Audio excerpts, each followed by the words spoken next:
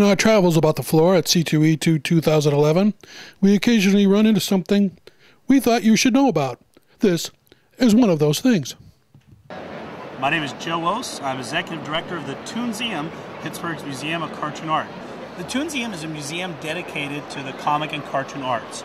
We exhibit everything from animation art, comic book art, comic strips, editorial cartoons, video game art, any of the original art associated with the art form of cartoons.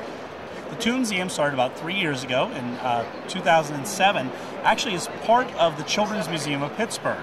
We found that to be very limiting for a lot of reasons. It wasn't quite our audience. So in 2010, we moved to downtown Pittsburgh's Cultural District and opened up our own building. You know, the response we got when we started was just phenomenal. The communities, the foundations, the press really embraced having this cartoon museum in Pittsburgh. So it was really great. I think we expected a lot more kids to come just because you're always fighting that stereotype of cartoons for kids. What was amazing to us is how many adults had already gotten it. That cartoons aren't just for kids, cartoons aren't just for adults, they're for everyone.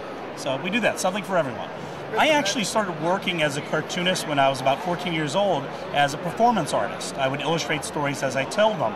So I traveled around the country performing, and I had the great honor of being the first resident cartoonist of the Charles M. Schulz Museum in Santa Rosa, California.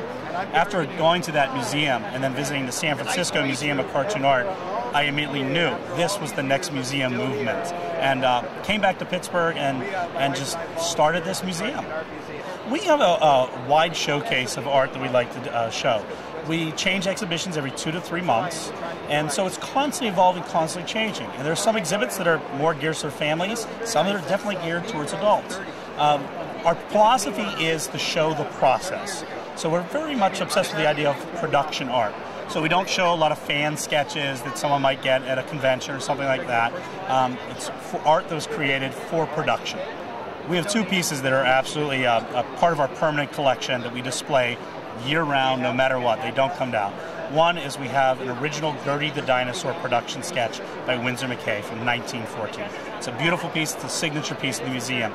The other is a really neat thing. It's a desk from Walt Disney's Hyperion Studios in California.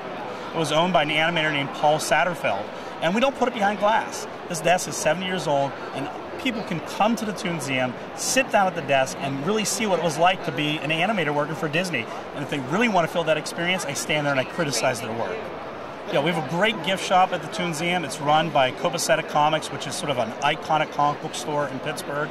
But it's a great selection of graphic novels, history of comics, animation, toys, just really cool stuff. And it's in downtown Pittsburgh. We bring people in who just come in for a gift shop, and we have other people who come for the museum, and some people who come in for one and enjoy the other.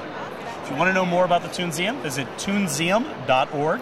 It's TOONSEUM.org, and you can follow us, of course, on both Facebook and Twitter. Thanks, Joe. Just thought you should know.